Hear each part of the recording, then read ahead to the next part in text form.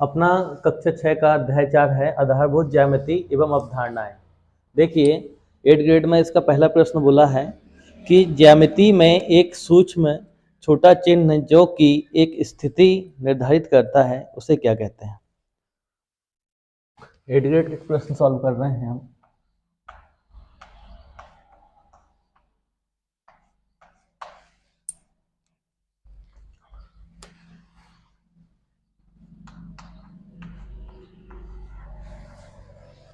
ज्यामिति में एक सूक्ष्म छोटा चिन्ह जो कि एक स्थिति निर्धारित करता है हम उसे बोलते हैं बिंदु। तो आप इसमें लिख लेंगे, इसका जो आंसर है वो हो जाएगा बिंदु।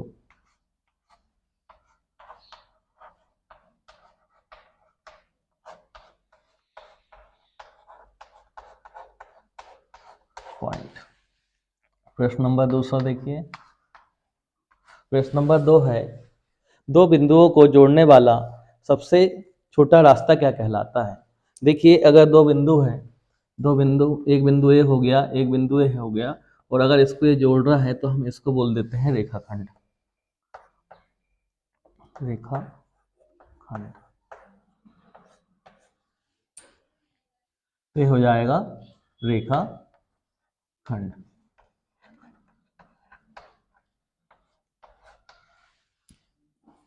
जैसे एक छोटा सा रेखाखंड बना लेते हैं हम, एक पॉइंट ए है और एक पॉइंट ए है, यहाँ से ए और बी, ये हो जाएगा हमारा ए बी रेखाखंड।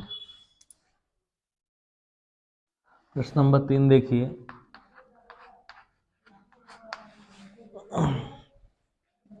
यदि एक रेखाखंड जैसे ए बी को दोनों तरफ बिना किसी अंत के विस्तृत किया जाए तो इस प्रकार प्राप्त आकृति को क्या कहा जाता है। कहने का मतलब अब इसमें यहाँ पे जो है बिंदु नहीं है, इधर बढ़ते ही जाएगा और ये वाला इधर बढ़ते जाएगा, तो हम इसको क्या बोल देते हैं, इसका आंसर आपका हो जाएगा रेखा। जिसका कोई अंत ना हो वो रेखा हो जाता है। प्रश्न नंबर देखिए 4। यदि दो रेखाओं में एक उभयनिष्ठ बिंदु हो तो वे रेखाएं क्या कहलाती हैं। यदि दो रेखाओं में एक उभयनिष्ठ बिंदु हो तो वे रेखाएं क्या कहलाती है। उभयनिष्ठ बिंदु बोला है। प्रश्न नंबर 4 देखिए। प्रश्न नंबर 4 के लिए छोटा सा डायग्राम बना रहे हैं हम। अगर उभयनिष्ठ बिंदु बोला है तो एक हमको पॉइंट मिलेगा, उसको हम बोल देंगे प्रतिच्छेद रेखा। इसका आंसर हो जाएगा प्रतिच्छेद रेखा। छेद रेखा। प्रश्न नंबर 5 पे जाते हैं।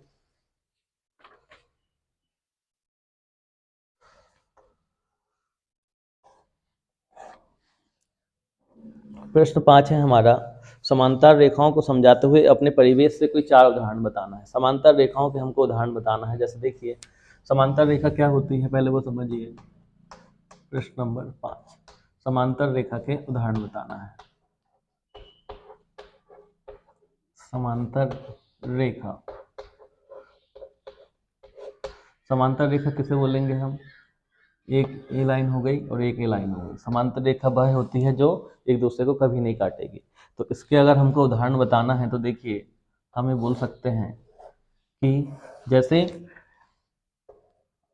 कौन कौन से हो जाएंगे, रास्ते के किनारे हो सकते हैं, रेल की पटरी, रेल की पटरी, रास्ते के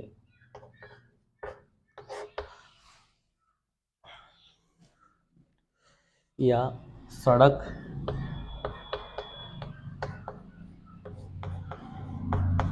के किनारे,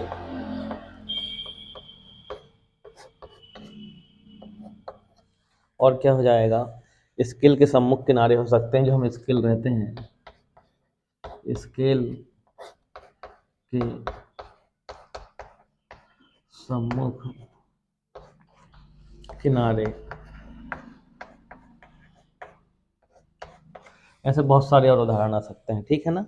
खिड़की के जो अपने खिड़की वगैरह बनी रहती है, विंडो के दोनों साइड एक दूसरे को कई प्रतिच्छेद नहीं करेंगे अगर बनते भी चले जाएंगे तो, है ना।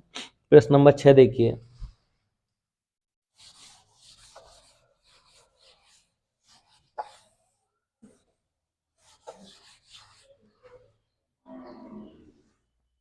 प्रश्न नंबर 6 है, किरण किसे कहते हैं।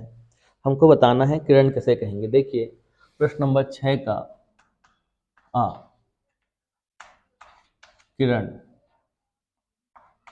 पहले तो समझिए किरण किसे कहेंगे। किरण जैसे सूर्य की जो रोशनी आती है, मान लो यहाँ पे सूर्य है और सूर्य से जो किरणें आती हैं हम उसको किरण कह सकते हैं। इसमें एक पॉइंट फिक्स होगा और एक पॉइंट अनंत की ओर जाएगा, मतलब वो जो होता है अनंत की तरफ चले जाता है। इसका एक पॉइंट हमेशा फिक्स होगा और एक होगा कि इसकी कोई सीमा नहीं होगी, इसे हम किरण कहते हैं। तो सामान्य अगर इसकी परिभाषा लिखना है तो ये हो जाएगा, किरण रेखा का वह एक भाग होता है जो एक बिंदु से प्रारंभ होकर दिशा में अंत तक विस्तृत होता रहता है। किरण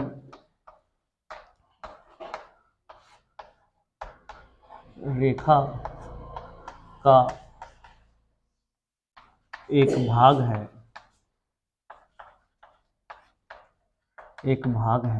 जो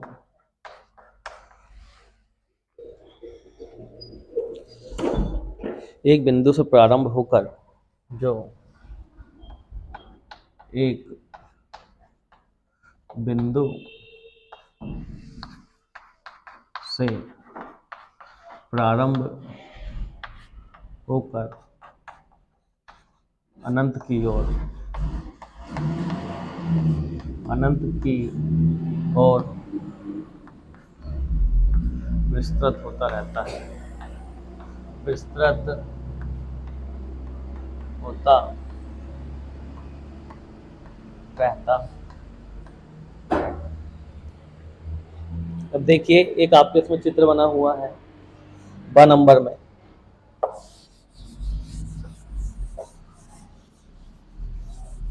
में, एक छोटा सा सिंपल सा डायग्राम बना है। उसके बारे में बोला है आकृति में दर्शाई गई किरणों के नाम लिखना है हमको। प्रश्न नंबर 6 का वा देखिए, ये एक पॉइंट ओ है यहाँ पे और यहाँ से किरणें आई हैं, ए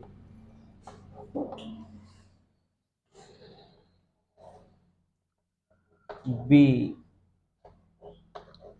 एन, यहाँ पे एन है, यहाँ बी है, उसके बाद सी।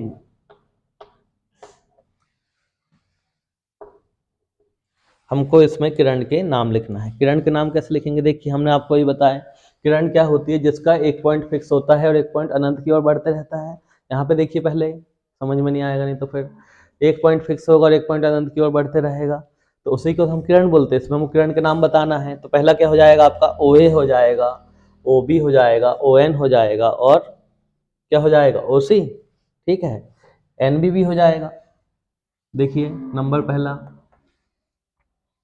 ओ ए किरण, फिर ओ एन किरण, एन बी भी एक किरण होगी क्योंकि यहाँ से बढ़ रही है,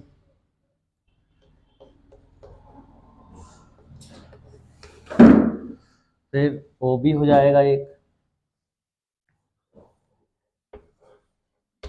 और ओ सी।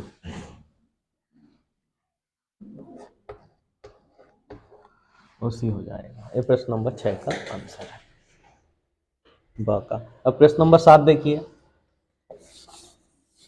प्रश्न नंबर 7 में कुछ आकृति दी हुई है और हमको उसमें बताना है कि बंद पृष्ठ वाली कौन सी है और खुली वाली कौन सी है। इसमें देखिए जरा प्रश्न नंबर 7,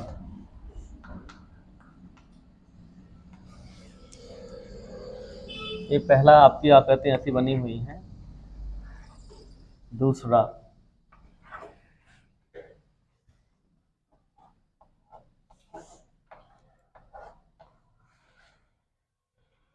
तीसरा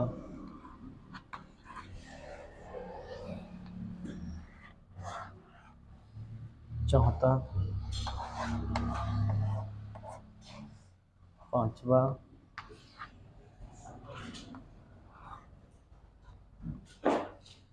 छठवा। हमको बताना है इसमें कि बंद वक्र वाली और खुली वाली कौन कौन सी है, इसमें आकृति हमको निकालना है। ठीक है, बंद वाली कौन सी हो जाएगी, जो आकृति आपको बंद दिख रही है इसमें, और जो खुली हुई है जिसमें कोई आकृति नजर नहीं आ रही है, शेप में देख लीजिए। अगर हम बंद आकृति की बात करें तो कौन सी हो जाएगी आपकी, कि पंचभुज वाला हो जाएगा, त्रिभुज हो जाएगा और वृत्त हो जाएगा, 2, 4 और 6। और खुली वाली आकृति कौन सी हो जाएगी हमारी, 1, 3 और 5। एक कॉलम बने हुए हैं आपके, इसमें देखिए, जिसमें लिखा है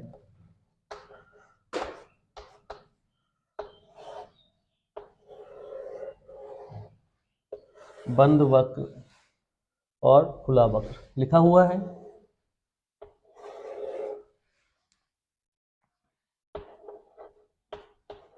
बंद वक्र,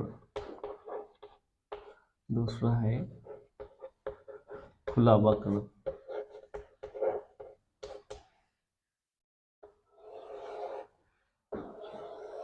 तो हमने आपको बताया अभी कि बंद वक्र में कौन सा जाएगा, 2, 4 और 6। देखिए जरा, आ जाएगा नंबर 2, 4। आपके इसमें रोमन नंबर में लिखा है, इस कारण हमको भी वैसा लिखना पड़ेगा। ठीक है ना, चलेगा? हाँ, जैसा बुक्स में लिखा हुआ है उसके अनुसार।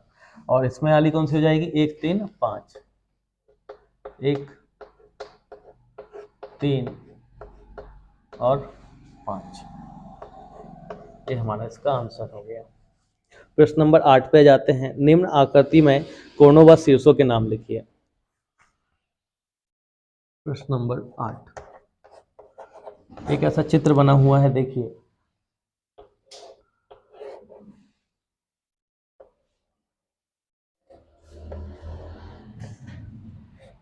बना हुआ है।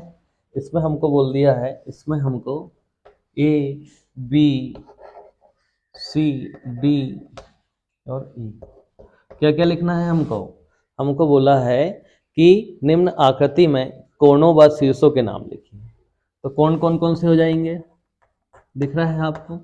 कोण को हम हमेशा इसकी ये आकृति के माध्यम से प्रदर्शित करते हैं। तो कोण कौन कौन से हो जाएंगे, कोण A, कोण B, कोण C, कोण D और कोण E। शीर्ष कौन कौन से होंगे मुझे बताइए। ए अगर आकृति को हम ऐसा पलट देते हैं, थोड़ा सा घुमा दे, तो ई ऊपर चला जाएगा, तो ए शीर्ष हो जाएगा। फिर उसको और घुमा देते हैं, फिर कहाँ चला जाएगा, डी ऊपर चला जाएगा। तो शीर्ष कुल मिला के सभी होंगे, उसमें हो जाएंगे कि नहीं, हाँ या नहीं बताइए। बिल्कुल, ए, बी, सी, डी और ई हो जाएगा। प्रश्न नंबर 9 पे जाइए।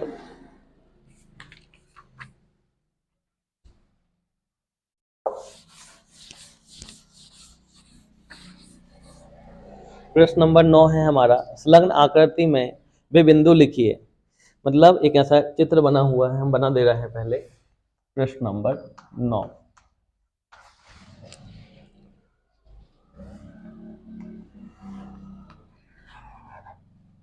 ये बना हुआ है।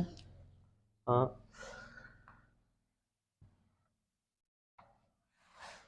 इसके नामकरण कर देते हैं। पहले क्या बोला है, ओ बी ई,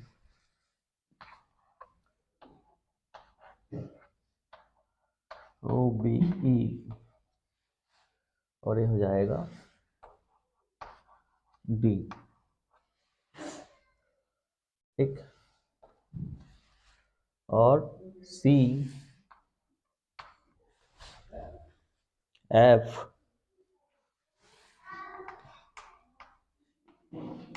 चित्र बना हुआ है हमारा। इसमें हमको बताना है कोण डी ओ ई के उभयांतर में स्थित है। देखिए, कोण डी ओ ई, कोण डी ओ ई, डी ओ और ई के उभयांतर में स्थित क्या है, बिंदु कौन सा होगा बताइए, डी ओ ई के उभयांतर में। यहाँ पे बिंदु ए बी है। पहले का आंसर हो जाएगा हमारा, कोण डी ओ ई के उभयांतर में, हाँ आ जाइए, के उभयांतर में स्थित आ जाएगा। ये हमारा आंसर है ए, बिंदु ए हो जाएगा। दूसरा देखिए, कोण EOF के बहिर्भाग में स्थित है। EOF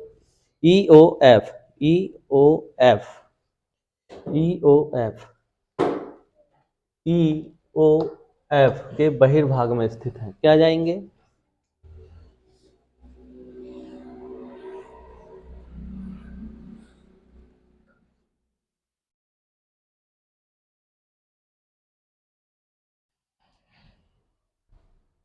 तो दूसरे का आंसर हो जाएगा, बहिर्भाग पूछा है हमारे से,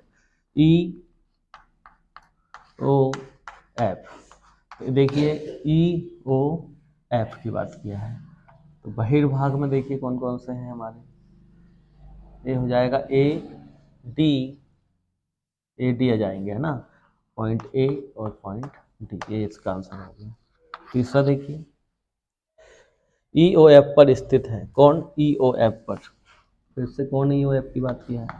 EOF पर स्थित क्या है? देखिए EOF पर कौन सा स्थित है? EOF पर C और B बिंदु आ जाएंगे बिल्कुल। EOF B और C बिंदु आ जाएंगे। EOF C बिंदु यहाँ पे नहीं है, C बिंदु है कहाँ पे? यहाँ बाहर।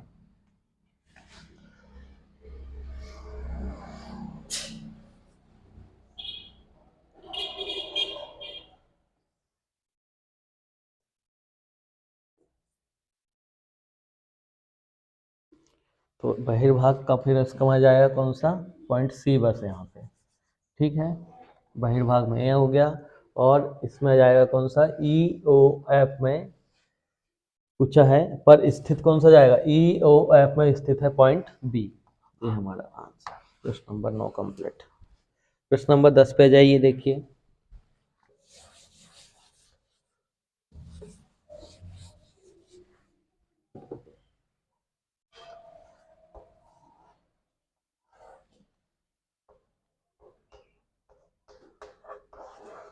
पहला बोल रहा है हमको कि बिंदु P रेखाखंड AB पर स्थित है। क्या बोल रहा है? जो बिंदु P है कहाँ पे है? रेखाखंड AB पर स्थित है। बना दें हम इसको, ये बन जाएगा A और B रेखाखंड है, इस पे क्या स्थित है? बिंदु P। दूसरा देखिए, रेखाएं XY और PQ बिंदु M पर मिलती हैं, M पर प्रतिच्छेद कर रही है। अगर प्रतिच्छेद कर रही है तो ये रेखा मान लो हमारी कौन सी हो गई? P और Q, और ये हो जाएगी हमारी X और Y। कहाँ पर प्रतिच्छेद कर रही है? बिंदु M पर। ये हमारा उसका आंसर है। प्रश्न नंबर तीसरा देखिए, उसी का 10 का तीसरा, रेखाएं L में EF स्थित है परंतु D नहीं। रेखाएं L में E और F स्थित है। ये अगर रेखा एक L है, L रेखा में क्या बोल दिया? E और F स्थित है, परंतु क्या स्थित नहीं है? D स्थित नहीं है, D हो जाएगा बाहर। ये हमारा आंसर है।